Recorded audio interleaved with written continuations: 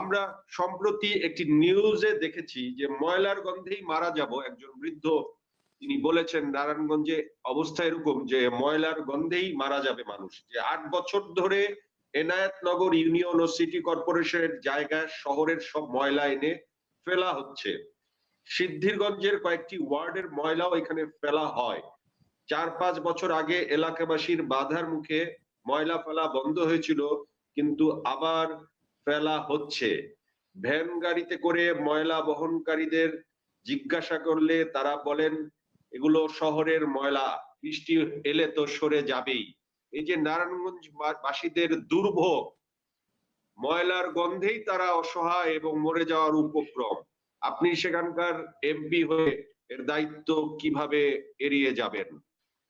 উত্তর দেবেন কি? না, জি জি, আমি দায়িত্ব এড়িয়ে যেতে চাই না। কারণ আপনারা জানেন যে দীপা জানে, ও নারায়ণগঞ্জের মেয়ে, ওদের বাসার উল্টো দিক দিয়েই লিঙ্ক রোডটা গেছে যেখানে থাকতো আগে ওরা।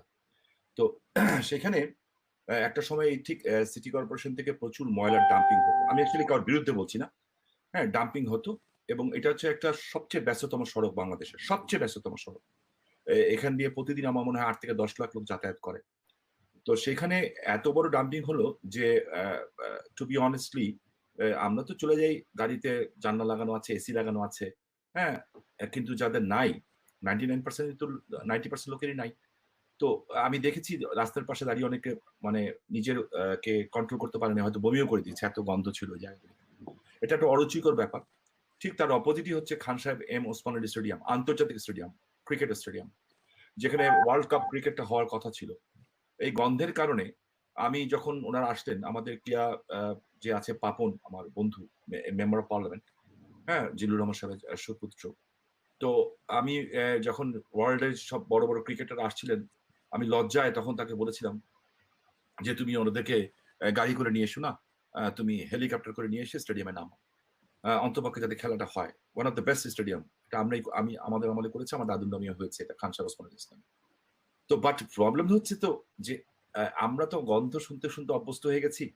যখন ওই স্টেডিয়ামে ওই খেলার মাঠে হেলিকপ্টার নামলো, তো সিটি কর্পোরেশনের এই ময়লা আবর্জনার কারণে, যদিও জনগণ ট্যাক্স দেয়, তো এরা শুধু বলছিল এই বাজে স্মেল কোত্থেকে আসছে।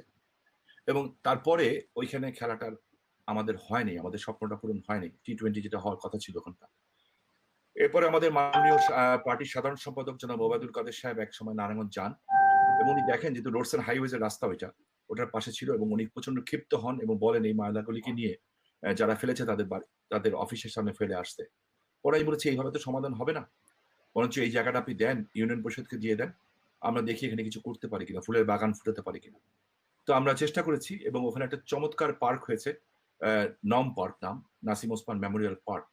কিন্তু আমিও গত পরশুদিন গেছিলাম, আমি দেখেছি যে পত্রিকায় লিখেছে, যুগান্তরে বড় করে নিউজ এসছে, আমি লজ্জিত। আমি দেখেছি ওখানে মরা গরু পড়ে আছে, কুকুর সেই গরু টেনে খাচ্ছে, রাস্তার মধ্যে মানুষ নাক চাপা দিয়ে, এখন এই রোজার মাসে, হ্যাঁ, রোজা রাখলে তো এমনিতেই মানুষের অসুস্থতা থাকে। তো এখানে অ্যাকচুয়ালি এটা দায়িত্বটা সিটি কর্পোরেশনের দায়িত্ব, কারণ দে আর টেকিং দ্য ট্যাক্সেস। জনগণ ট্যাক্স দিচ্ছে কেন? এই ময়লা পরিষ্কার করার জন্য, মশার উপদ্রব থেকে বাঁচার জন্য, পানির জন্য, রাস্তা পরিষ্কার পরিচ্ছন্ন করার জন্য। তো এটা অ্যাকচুয়ালি আমাদের এমপিদের কিছু করার নাই, বাট আমি একটা করার পরে আরেকটা শুরু হয়েছে, আরেকটা পরে এখন বিজিবির ওখানে একটা হেডকোয়ার্টার হয়েছে, ক্যান্টনমেন্টের মতো হয়েছে, ওইটার সামনেও সেম অবস্থা, পুরো 6-7 কিলোমিটার রাস্তা ডাম্পিং হয়েছে ময়লা। আর আমি যদি বলতে যাই, আমার ছোট ভাই জয় যে প্রশ্ন করেছে দিবার কাছে, তুমি কোন ঘরনা, শামীম ওসমান ঘরনা না আইবি ঘরনা, তাহলে মনে হবে যে যে আইবি সিটি কর্পোরেশনের মেয়র, এই জন্য আমি বলছি, অ্যাকচুয়ালি নট লাইক দ্যাট, আমি সেই কারণে বলছি না। বাট জনগণের কাছে আমার এই ক্ষেত্রে এই ময়লার ব্যাপারটাতে, এই পত্রিকার ব্যাপারে আমার একটাই বলা কথা, যে আমি হাত জোর করে মাপ চাই, এখানে আমার কিছু করার নাই, আর এই মুহূর্তে কিছুই করতে পারছি না। বাট কালকেও আমাদের মিটিং আছে, নারায়ণগঞ্জের স্পেশাল মিটিং আছে, মাননীয় প্রধানমন্ত্রীর সাথে কানেক্টেড হবো আমরা। সেখানে আমার মনে হয় সিটি কর্পোরেশনের প্রতিনিধিকেও আসবে, আমি তাদের দৃষ্টি আকর্ষণ করব, যাতে অন্তপক্ষে তারা এই লজ্জার হাত থেকে, যে প্রশ্নটা আপনি করলেন, হ্যাঁ, এটা পরিষ্কার পরিচ্ছন্ন ইমানের অঙ্গ। একটা শহরে যখন মানুষ ঢুকে, তখন মানুষ শহরের টেস্ট দেখে। এত সুন্দর লিঙ্ক রোড, এই লিঙ্ক রোডও আমার করা, এবং এই লিঙ্ক রোডটা বাংলাদেশের one of the best road হতে যাচ্ছে, আগামী কয়েকদিনের মধ্যে টেন্ডার হবে। এটা এখন 4 লেন আছে, আমার মনে হয় দীপা বেশি খুশি হবে ওর এলাকা যেহেতু। এটাকে 6 লেন করা হচ্ছে, এবং ঢাকা এয়ারপোর্টের সামনে যে রাস্তাটা, ওইটার মধ্যে বিউটিফিকেশন করা হবে, যদি আল্লাহ সব ভালো রাখেন। আজকে আমি কথা বলেছি। সো অ্যাকচুয়ালি একটা মানুষ কিন্তু ভদ্রলোকের বাসায় কি হয়, আপনার ড্রয়িং রুমটা সুন্দর হলো কিন্তু ওয়াশরুমটা প্রচন্ড গন্ধের হলো। মানুষের বাসার কিন্তু বেসিকটা হচ্ছে বাথরুমটা কেমন। ঠিক আছে? ঠিক আছে, আপনার ড্রয়িং রুমে ভালো সোফা সেট নাই। আপনি চেয়ার দেন, আপনি মোড়া দেন, সুন্দর করে রাখেন। It's not a problem. But আপনার বাথরুম যদি গন্ধ হয়, তাহলে বোঝা যায় যে আপনার টেস্টটা কি। আমরা কিছু, কিছু মানুষের কারণে আমরা নারায়ণগঞ্জের মানুষ আমরা লজ্জিত হচ্ছি। সো আমার এখানে এই মুহূর্তে ক্ষমা চাওয়া ছাড়া কিছু বলার নেই।